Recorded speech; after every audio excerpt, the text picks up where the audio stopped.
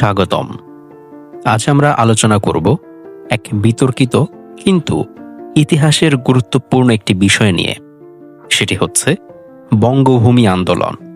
1971-এর বাংলাদেশ মুক্তিযুদ্ধের সময় সত্যিই কি ভারত খুলনা দখল করার পরিকল্পনা করেছিল?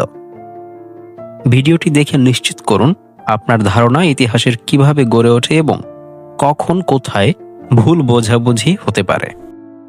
শুরুতেই 1971 সালের বাংলাদেশ মুক্তিযুদ্ধ নিয়ে সংক্ষিপ্ত একটি পটভূমি দেখা যাক।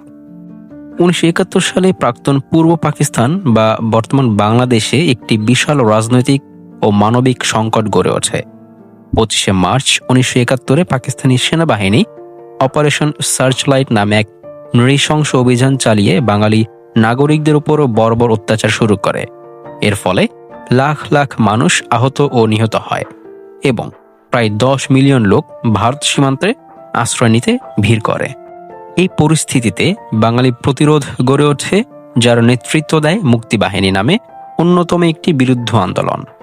ভারত 3রা ডিসেম্বর 1971 থেকে সরাসরি যুদ্ধের অংশ হিসেবে পাকিস্তানের বিরুদ্ধে যুদ্ধ ঘোষণা করে এবং মুক্তিযুদ্ধকে সহায়তা চালায়।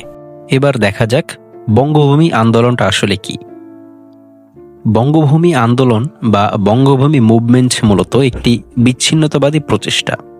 এর উদ্দেশ্য ছিল বাংলাদেশে একটি পৃথক হিন্দু অধ্যুষিত দেশ বা রাজ্য গঠন করা, বিশেষত দক্ষিণ পশ্চিম বাংলাদেশে, যেমন খুলনা, বরিশাল, ফরিদপুর, পটুয়াখালী এই অঞ্চলগুলোকে নিয়ে।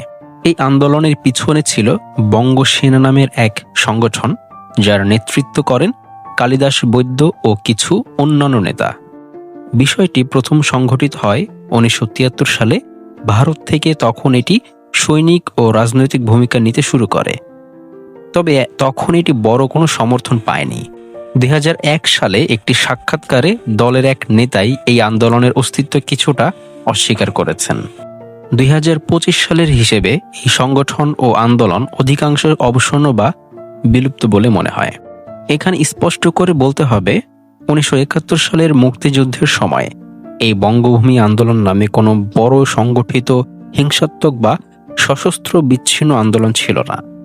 এটি মূলত স্বাধীন বাংলাদেশের পরপর 1973 সালে ভারতে সংগঠিত হয়, মুক্তিযুদ্ধের সময় নয়।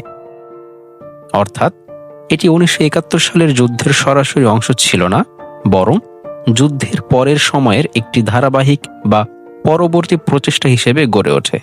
ইন্টারনেটে অনেকগুলো ভিডিও বা পোস্টে দাবি করা হয় যে ভারত খুলনা দখল করেছিল বা করতে চেয়েছিল 1971-এর সময়ে। তবে ওই দাবি ঐতিহাসিক তথ্যের সঙ্গে মেলে না। ভারতের প্রধান লক্ষ্য ছিল বাংলাদেশের স্বাধীনতা ও মানবিক সংকটের সমাধান, পাকিস্তানি বাহিনীর নিষ্ঠুরতার বিরুদ্ধে দাঁড়ানো এবং সীমান্তে নিরাপত্তা প্রদান করা। ভারত মুক্তিযুদ্ধে অংশ নিল 3রা ডিসেম্বর 1971-এ পাকিস্তানের আক্রমণের প্রতিক্রিয়ায় এবং বাংলাদেশের সাধারণ মানুষের স্বাধীনতা সংগ্রামে সাহায্য করার জন্য। যুদ্ধের অনেক লড়াই বড় শহর ও স্ট্র্যাটেজিক পজিশনগুলোতে হয়েছে এবং যৌথ ভারত বাংলাদেশ বাহিনী পাকিস্তানিদের বিরুদ্ধে জয়লাভ করে। উল্লেখ্য, খুলনা ছিল যুদ্ধের শেষ পর্যায়ে অংশবিশেষে লড়াইয়ের ক্ষেত্র, যেখানে যৌথ বাহিনী পাকিস্তানি পজিশন ধ্বংস করার কাজে সাফল্য পায়।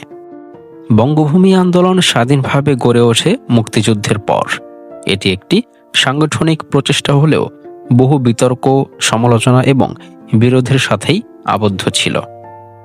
বাংলাদেশ সরকার ও নিরাপত্তা সংস্থার মতে এটি দেশটির সার্বভৌমত্ব ও অখণ্ডতার জন্য হুমকি হিসেবে বিবেচিত হয়েছিল, বিশেষত 2000-এর দশকে। যদিও এই আন্দোলন একসময় কিছু সীমান্ত সংগঠিত তৎপরতা চালায়, এটি কখনোই বড় সাফল্য বা আন্তর্জাতিক স্বীকৃতি পায়নি। অনেক সময় সোশ্যাল মিডিয়ায় পুরনো তথ্য, গুজব বা অনুমান দ্রুত ছড়িয়ে পড়ে, যেমন ভারত 1971-এ খুলনা দখল করেছিল এমন দাবির কোনো শক্তি সমর্থিত প্রমাণ নেই। ইতিহাসের আসল ঘাঁটিগুলো থেকে উদ্ভূত তথ্যই সবচেয়ে বিশ্বাসযোগ্য। মুক্তিযুদ্ধের নথি ও আন্তর্জাতিক রিপোর্টগুলো স্পষ্ট দেখায় ভারত মুক্তিযুদ্ধের সময় বাংলাদেশ স্বাধীনতার জন্য সাহায্য করেছে, দখল বা দখলের পরিকল্পনার অংশ হিসেবে নয়। 1971 মুক্তিযুদ্ধের সময় বঙ্গভূমি আন্দোলন মূলত সক্রিয় ছিল না। ভারত যুদ্ধের সময় বাংলাদেশকে স্বীকৃতি ও সহায়তা দিয়েছে, দখলের উদ্দেশ্যে নয়। বঙ্গভূমি মূলত পরবর্তী সময়ের একটি বিচ্ছিন্নতাবাদী ধারণা বা চেষ্টা ছিল। স্বাধীনতা যুদ্ধ এবং যুদ্ধের পরবর্তী সময়ে মানবিক ও রাজনৈতিক পরিবর্তনের বিভিন্ন গল্প মিশে গেছে তথ্যের সাথে। আপনি যদি এই ভিডিও থেকে ইতিহাসের আসল চিত্রটি বুঝতে পেরেছেন, তাহলে লাইক, শেয়ার এবং সাবস্ক্রাইব করতে ভুলবেন না। ইতিহাসের ভুল ধারণা ভাঙতে এবং সঠিক তথ্য জানাতে আমরা সবসময় আপনাদের সাথে আছি। সম্পূর্ণ ভিডিওটি দেখার জন্য অসংখ্য ধন্যবাদ। ভালো থাকবেন।